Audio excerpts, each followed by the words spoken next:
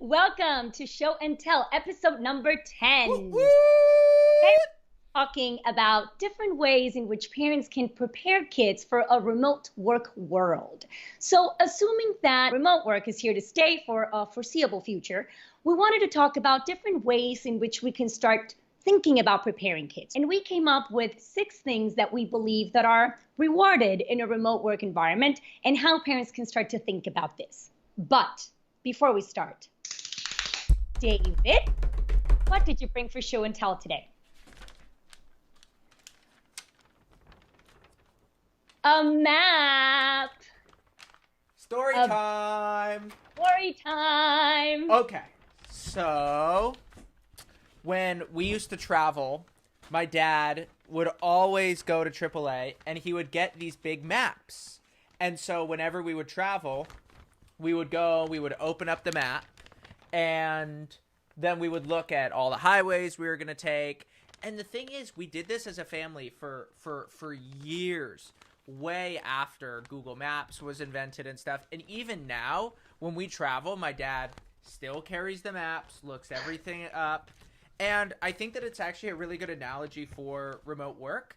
In Google Maps has obviously replaced this, and you can zoom in indefinitely. And once you have Google Maps, you look at something like this that's a little clumsy and cluttered, and now I can't really figure out how to fold it and all of that. And you just say, wow, there's such a better system. But at the same time, there's these big generational differences between how people use maps and how they think about maps. And there's people in the AAA generation, and then there was this thing called MapQuest, which you would go on and then you'd get your directions, and that was like a big deal. Now, remember that we had those Garmin GPSs, and now we just use Google Maps, and it's changed a lot. And I think that it's actually a pretty good analogy for what's happening to the world of work, in that different generations see work so differently. Like a young person would be like, of course remote. Like, how would it be any other way? No, I'm not going to go into an office every day when I get older. Whereas an older person is like, you can work from home? Like, I can't believe that. And I think that this foreshadows a lot of the things that we're going to talk about today. That is an excellent show and tell. It's one of my favorites so far because it goes so well with what we're talking about today.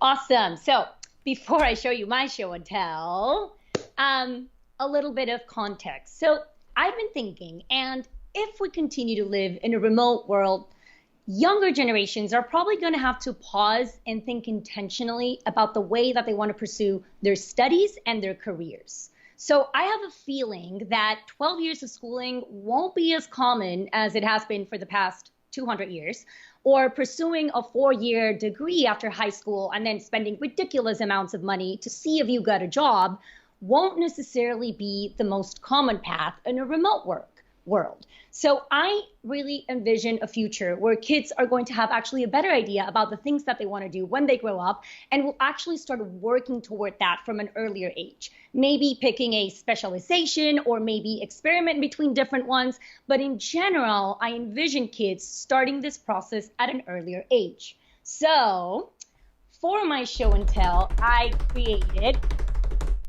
a vision board. Whoa. I actually did this morning. So the reason why I created a vision board and brought it for show and tell is because vision boards are like fun ways to create and record your future dreams or your goals or these big ideas that you have, right? And kids can start thinking about how they envision themselves in the future. They can think of things that they would like to accomplish and, what they may want to do in their life.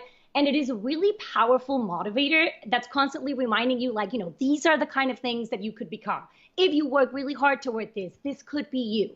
And I think that it's just a great introduction to our first idea that we're going to cover today, which is remote work world rewards people that have a strong online presence and that know how to brand and market themselves. And I'm going to tell you how this ties in with the vision board. So being able to show the world who you are, what you can do, what you have to offer, and do it in a virtual space. So a place where you can show your skills, where you can show your projects, your personality, your aspirations, and start building a community around that and start connecting with people that have those similar interests. So the first things that come to mind are like creating a website. And I want you to talk a little bit about this in a moment, since you were actually the person who inspired me to start this process. And I've really seen so many benefits after doing this. Nowadays, personal websites are often more powerful than resumes, right? Like when people are going to hire you, they don't really need to meet you in person anymore. They can just meet you through your writing, through your public interest, through what you've built or created in the online space.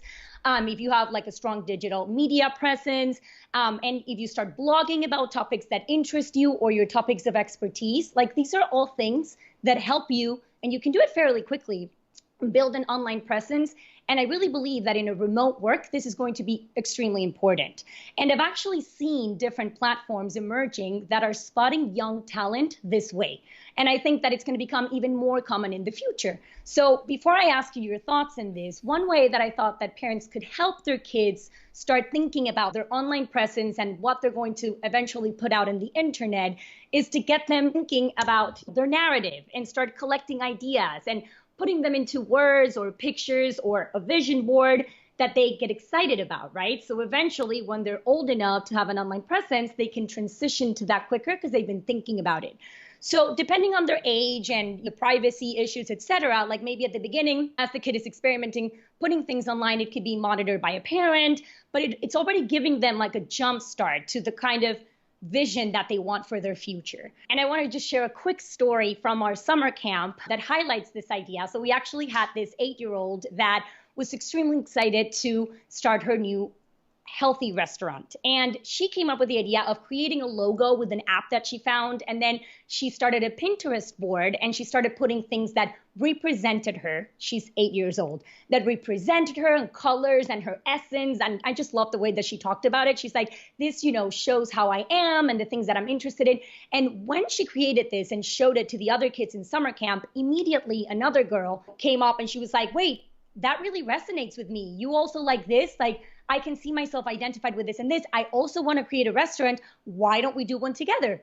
They became really friends in the summer camp because one of the girls shared her interests and her vision and the other one related, and they formed a relationship. They became friends, and then they said that in the future they're going to be starting their own restaurant together. Aww. So this is like a kid example of something that actually happens in real life when you put your things out there, right? Like that's exactly what I've experienced by creating my website, by putting my thoughts out there. Like I started to attract people that think the same way as I do, that, connect with the things that I'm saying, and different opportunities have come across because of doing that. So I just thought it was a great example to kind of share how that really brings benefits. And we're going to see more of that in a remote world. Yeah, a lot there. I think that what I really do believe in is that people should have a personal website. It makes intuitive sense to me that you would have a online home and a place that you uniquely call yours online. And a parent might say, oh, well, I don't want my kid to have to deal with that. There might be some privacy issues, but many of these kids already have TikToks and already have Instagrams and stuff like that. And also I think that definitely compared to social media, there's a lot less of unexpected things that a kid would stumble across that would make a parent scratch their head if they're designing their website. And I think that if you help your kid make a Squarespace site or help them build something on Wix, they'll be able to play around in that sandbox and begin to design a space that is uniquely theirs, that they can then move through and begin to just share with people, hey, this is who I am, this is what I'm into. And I know a lot of friends who've done this going back 10 years with something like Tumblr, a lot of designers now with this platform called Arena, and they're really just like curating mood boards.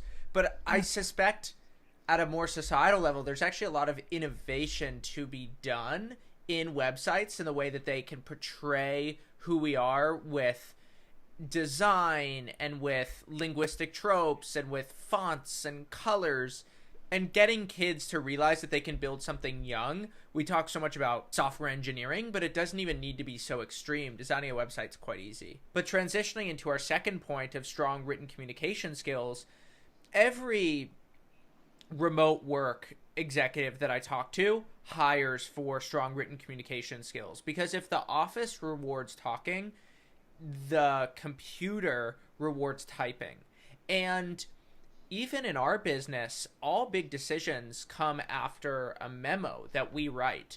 We write out every major decision that we're going to do before we do it, and only then is that decision made. I was talking to a friend over the weekend. He's one of 5 people in the world's largest hedge fund for cryptocurrencies. And I was talking to them about their decision-making process, and not a decision gets made without a memo being written up. Not one. And it's much more efficient to be writing ideas in memo form. Ideas are sort of saved through time, but then also you can work much more asynchronously, meaning that you don't need 2 people to be working at the same time. And in a remote work company, actually one of the big benefits is that you have people working on different time zones. So, for example, if you run an app, one thing that works really well is you can have all of your developers who are creatives. They might live in the Western hemisphere, and then you might have all of your quality assurance people living in the Eastern hemisphere. So then, rather than having 9 to 5 where the whole company starts working and the whole company gets off, you actually have people working 24/7. So how cool is this? So during the day, you have people making stuff, and at night you have people testing for quality. During the day, making, night testing for quality. So then you get this 24-hour cycle. But what's really important to understand there is people aren't then working at the same time. And so writing allows communication to happen across time zones in a way that's much easier. Well, how do we get kids to get better at written communication? Because right now kids are engaging in writing, but they're engaging in like short form writing, or I don't really know what we would call this, but they're constantly texting. They're sending messages on Twitter commenting, or on Instagram or this, right, or Snapchat with a few words and this and that. So they are using the written word, but in a more like in a shorter, more colloquial way. But they don't like the long form writing. They associate it with school, they associate it with lots of work, and they don't really see the value. But as we've been talking about, it's something that's going to become even more important if we continue to live in this remote work world. So I'm just trying to think, well, how can parents try to get them excited for this? And a few things come to mind, like if they start to see the value of what they're writing, and if parents don't focus so much in the grammar and in the rules and just let them like spit it out, put everything out. Maybe it's a newsletter that they start to write every week. Maybe it's a post that they do and they post in their website, or finding different value to the long form writing so that they start to get into it. And even if at first it's not, again, perfect, it doesn't matter. It's almost like reading, right? You begin by reading things that are interesting to you, and then eventually you start to read like bigger books or whatever. Well, it would be the same with writing. Like first just start putting your ideas out there and get in the habit of sharing your thoughts in longer form. And then eventually you can start tweaking it and making it better with time. But I think it's interesting for kids to see the value in the writing first. Yeah, I was reading The Republic by Plato last night, trying to just understand what Plato's philosophy of education was. And he said something to the effect of, if you force someone to learn, they won't remember it. And Plato understood 2,500 years ago in ancient Greece that there needed to be an actual desire to learn before something would stick. And I think that when it comes to writing, we sort of get things backwards in terms of the actual linear process of how we teach people. So, for example, if you talk to the world expert on professional football, they will tell you who has the most touchdowns ever. They'll tell you what running back got the most yards from scrimmage in a year. And you could look at a person as a distant observer and you could say, oh, they're experts because they learn those things. But it actually confuses cause and effect. they learn those things because they learn to love the game at a young age. And I think that getting kids to actually understand why writing is worth doing and to get them to want to go learn grammar, grammar's the statistics that you learn at the end. What we need to do is get kids to actually see the value of writing.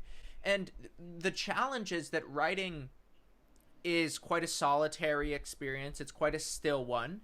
And we're not trying to have 14-year-olds write like Shakespeare. I think that much more the goal is to get them to realize that from a consumer perspective, writing allows you to actually think and to work with ideas and to have kids realize how cool that is.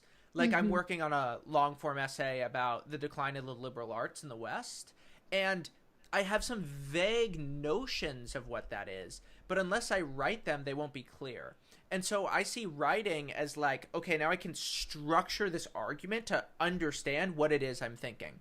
But then second of all, Machiavelli in The Prince has a great quote where he talks about, might not be The Prince, but it's definitely Machiavelli. He talks about how when he comes home at night, he gets in his pajamas and he has these conversations and basically begins to go in a form of time travel. Like reading is literally the closest thing that we have to time travel. And to make kids understand that too, I think is quite important. But to go back to the original point, we need to get them to like writing and reading, just like they like football, and then we'll teach them about statistics and grammar later. Well, that just made me think, what if parents start to help kids realize how writing goes into pretty much everything that's well done. So let's say that a kid is obsessed with making videos and they want to make the best YouTube video and put it out there. Having a parent point out, well, if you write your content first, even if it's a draft, just by writing it, even if you don't read it later, you're organizing your ideas and they're going to come out more eloquently in the video. So the video is going to be better. Ah, what a great reason to write it first, right? Or like we were saying, if you start sharing the things that you're interested in, put them in a blog, then maybe you're going to make new friends. You're going to find people that are not in your neighborhood or close to you that relate to your content, and you're going to have friends that like the same things as you. So maybe trying to find in everyday things that the kids do or that the kids like, try to see how you can find the relevance with writing, and then kids can be like, okay, I can see the use for this. I actually want to do it. I want to try it out. One way to make writing a lot easier is to then add on knowledge management. And this is the third pillar of what we suggest. This goes back to the map thing that I was talking about earlier. But what you see with knowledge management is we have transitioned from this world of information scarcity to information abundance. And a lot of people call what we're moving into the knowledge age or the information age. And intuitively, it makes sense that knowing how to manage and organize your ideas, if we're actually moving into an information age, knowing how to organize information is going to be a huge competitive skill. And it's interesting to watch kids learn how to use this intuitively. Like, I think Pinterest does a very good job of showing you, for example, what knowledge management could look like. Here's an idea, a photo that I really like. Okay, let's put this into my wedding category. Or here's a design that I like. You're moving to Miami. Let's put this into my Miami office category for the show and tell background. But like, what does that look like at a more advanced level? And I work very closely with Tiago Forte, who runs Building a Second Brain, and in Rite of Passage, we help our students with the very basics of knowledge management. And the brain is designed for thinking. It's not designed for storing ideas, and getting people to become good knowledge managers is going to be very important in terms of training them for this swell of information abundance that they're going to be living inside of. Absolutely. So many good things you mentioned there. So before, the problem was that in order to learn about something, you had to figure out where you were going to go to find the resource and the information, to what library, see what's available. So that was the problem. The problem now that we have everything available and out there is that there's so much information that people struggle to know, well, what's legit? Like, where do I even start? Like, how do I curate all this information? And what we've seen with kids is that they get paralyzed and then they don't do anything with that information, right? Just because there's so much out there, they don't even know where to start. So that's what we call, the knowledge management that you're mentioning, and that's taught in Building a Second Brain, and the organizational skills. And it's really interesting how I'm very organized in real life. That's one of the things that helped me be a really good teacher, that I always had like a system in place. I was extremely organized, and I would really push my students to be organized. But I realized when I transitioned to the digital world that my organizational skills in the real world don't necessarily transfer to the digital world. So I am extremely organized in real life, but if you go in my computer, I have all these tabs open, I have information everywhere, and I'm struggling to like organize it in a way that I can retrieve that information faster and use it productively to create things. When I was a teacher, I saw how valuable it was when I pushed my kids to be organized. Like I saw that when their desks were disorganized, they couldn't find anything. It would take them forever when I would ask them to pull this or that, and they would end up not being as productive or not doing their work because they lost the paper and this. So we had this routine on Fridays called Friday Cleanup, where they would take everything out of their desk. There was a picture that I would project of how they could organize their desk so that it made sense and they could find their things easier. And we would do this every single Friday to the point where it became automatic.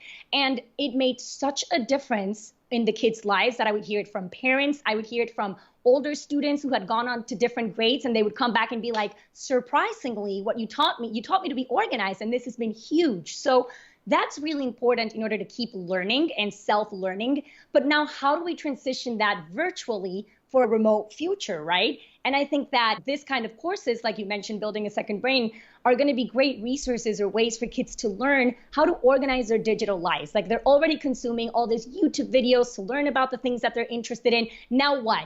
What did you learn? Maybe get in the habit of writing a few notes, and then what are you going to do with that information? So I feel like that's what kids need help with nowadays. Like finding ways to put the information that they're consuming in organized buckets in their brain and then putting them to action. So that's what comes to mind when I think of knowledge management and organizational skills. I thought you were supposed to put all your erasers and pens and pencils together, and that the desk wasn't supposed to close because there were so many pencils in there.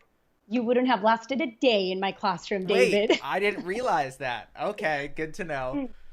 I was so disorganized. Let's talk about computerized leadership, which is our fourth category.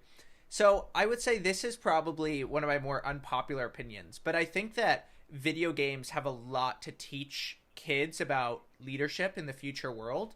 And every now and then I'll read about some 13, 14-year-old who is, of course, anonymous on these games, who is managing like some surprising amount of money or dealing with some chat room that has thousands of people, and they're just doing something that's surprisingly crazy for how young they are, and no one knows what their age is, so it's just, 86 San Francisco Delta Q is the username, and no one knows how old they are. But like I think a 10-year-old. I think that the right amount of video games to play because of this is not zero. That there's a lot about the future that is going to be reflective of how video games work now in terms of collaboration from a long ways away. And I was talking to the CEO of one of my favorite design companies last week, and I said, because they used to be in person, then they went to remote, and I said, what's been the biggest difference? And he said, just building trust. The way that you build trust remotely is very different from the way that you build trust in person. And it's not quite clear to me how trust is built remotely. We have a sense of how to do it in person, but there's a lot of scientific studies waiting to be done there. But then also I think that there's a certain panache, a certain set of skills that you end up building digital trust much better with people. And being able to build trust with a team from around the world, and to meet someone, if you're in New Zealand and talking to someone in Panama, and you know that you're never really going to meet them, how do you still trust each other and lean on each other in the way that's required for good work? And video games might be part of the answer. Absolutely, absolutely. And I think when kids are playing video games, they're using a different set of skills. It's a form of leadership, right? Like sometimes they're guiding all these like groups and people are doing what they're requesting and they figure out the strategy to get to the bottom line and this and that. And these skills are not the same as the kinds of leadership that we see in real life, in person, right? So I agree with you that video games are a great way to kind of like get kids practicing this set of leaders, like computerized leadership skills that they're probably going to be using in remote work. And what I'm thinking is that this is a big opportunity for video game, companies to come up with better content. Let's put it that way, right? Because obviously there's a negative side to video games, especially like all these violent ones and the addictive component that many parents are just like, I don't want my kids playing this. Like they're killing each other in that video. Like, why would I want that? Yeah, of But course. this is a big opportunity knowing that there is something a big skill that they can develop, a leadership skill that they can develop through video games. So for companies to create other kinds of video games, and of course there are already, but the majority that we see that kids are interested in are these violent ones or these ones of like violent competition. So it's, how do you shift that to a more productive kind of leadership role? And I think that's coming, right? I think that's on its way. Yeah, I actually think video games taught me a lot about long-term thinking. So there was this game called MVP Baseball, and what you could do is you could take a team and you could play for like 20 years with your team. And then what you would do is you would make all these trades, and I knew certain parts of the game. Like I knew that Joe Mauer was the rookie of the year, and you could actually, for his value, get sort of an unfair trade with him. So then I figured out all the parts of the game that were things like that. And I knew that Joe Mauer's development was sort of like oddly rigged in the game. And then me and my friend Avi Stricker, we would stay up all night. We would build the best baseball team in history. And then what we would do is we would play like 20 years worth of video games in one night. And I could see how like trading for rookies was really smart, even though it was sort of a bad short-term strategy and stuff like that. And a lot of the lessons that I learned about company building, I feel like I got from video games. And maybe they weren't lessons, but I feel like we were talking about learning to see what you're good at.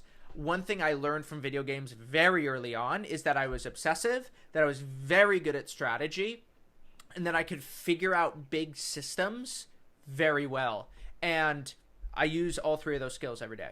I think that actually transitions well to the other idea of digital relationship building and how to socialize in a virtual world. And this is a very interesting one to me because, to be honest, I didn't really believe in building relationships and friendships online and like the social interactions, but in a virtual space. Like, I just wasn't into that whole idea until I took your course last November, Rite of Passage.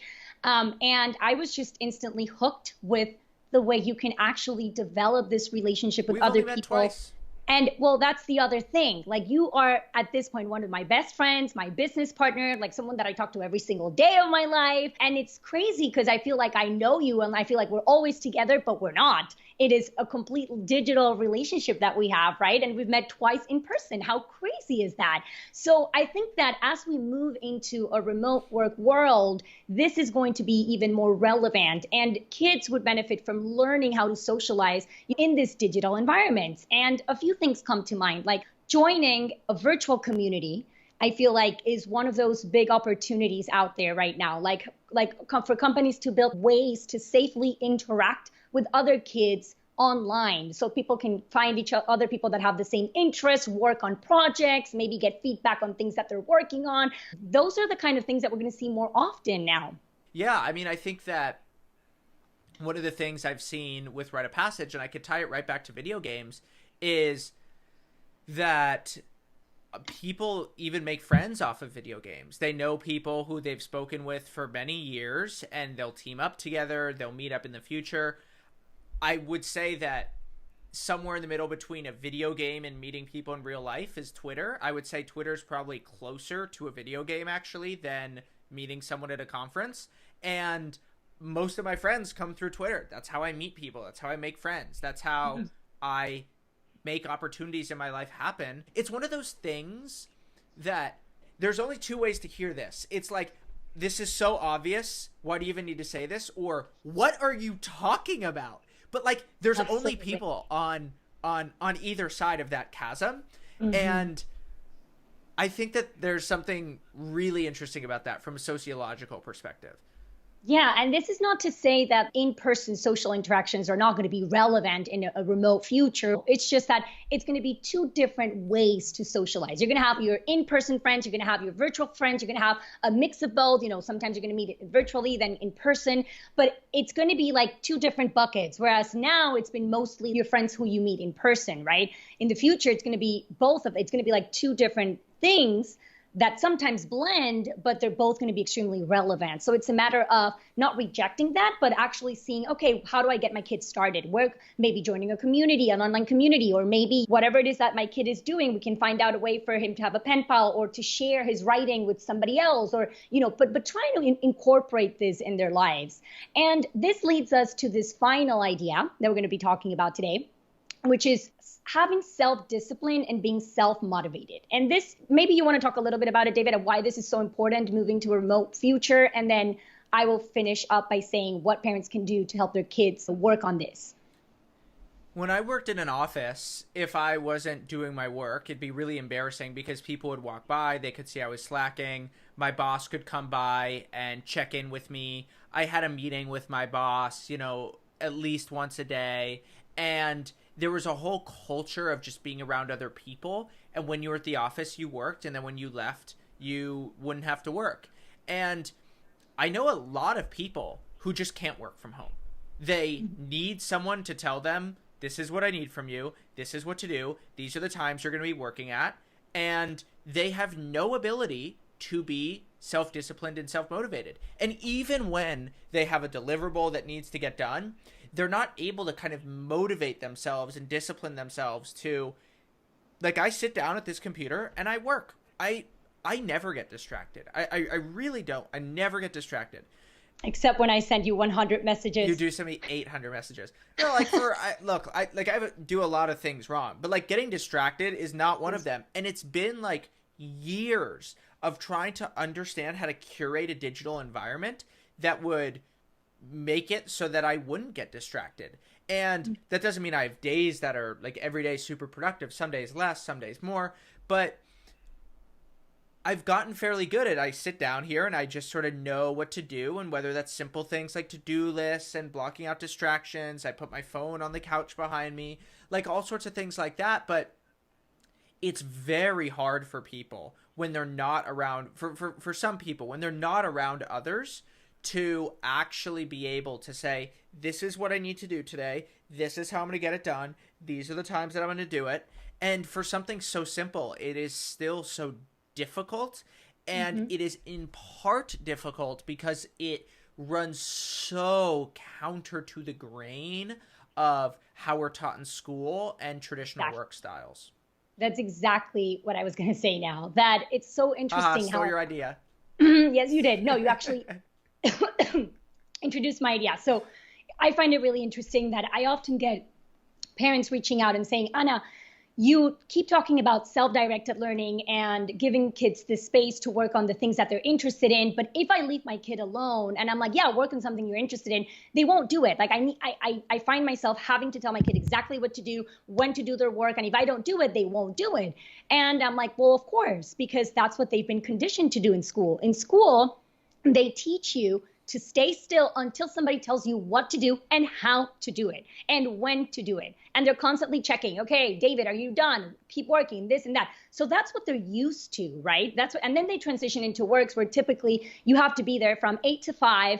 And that's like a set amount of hours that you have to be there. And sometimes you can do your work in 2 hours, but just because you have to be there for that amount of time, you're kind of like slacking and you don't have that self-motivation. But what I tell parents is, if you kind of change that mind shift and you start giving your kid more ownership over the things that they want to do, more freedom, and in a less structured environment, maybe at first they will be a little bit lost, and maybe at first they will be like crying for help, but eventually they're going to start to see that they can move things their way, that they can start, and that they have to be responsible for their things because nobody's going to be telling you what to do. So it takes a little bit of time to transition, but eventually it happens. And I see it in people who work, again, from 8 to 5. They're not motivated to do their things. Like, this happens often in Panama where, the boss has to be really on top of everyone for people to work. But what if you changed that and you did a task, instead of having like an amount of hours, you just say, well, this is your task for the day, or you have to accomplish this and this and this, and whatever time it takes you, that's fine, you can leave. You automatically see people motivated, like, okay, there's a reason why I would want to do this efficiently, quickly, in a timely manner so that I can go and then do other things. So it's about letting go this idea that we need to tell people what to do, how to do it, and when to do it. Give them more ownership, more freedom, and that's going to help them become more self-disciplined and more self-motivated and achieve the goals that they should be achieving. So that is to wrap up our episode for today. Any last thoughts, David? I just want to go over the 6 again. So I think that the first one is a strong online presence and knowing how to market yourself by knowing what you're actually good at. The second is strong written communication skills, and that's important because if in-person office rewards talking, when you're working asynchronously across time zones, mostly on computers, you're going to be writing a lot more, and then writing also helps to improve your thinking, and we want to help kids realize how cool that is. Then strong knowledge management and organizational skills, and this is important because we're living in an information economy, and an information economy rewards people who are the best at managing and organizing information. Then what we would call computerized leadership is number 4, and digital relationship building is number 5. So this is first the ability to lead others through digital platforms will be important for people who work in remote work, and then being able to make friends on the internet. This is a really emerging part of the way that friends are being made. So if the 2010s was about online dating, maybe this decade will be about online friendship. And then finally being self-disciplined and self-motivated, being able to, when you work remotely, to figure out how you're going to spend your time, organize your days, and know how to focus on high priority tasks. That was a beautiful way to wrap up today's episode. I hope you guys enjoyed it, and stay tuned for what's coming next.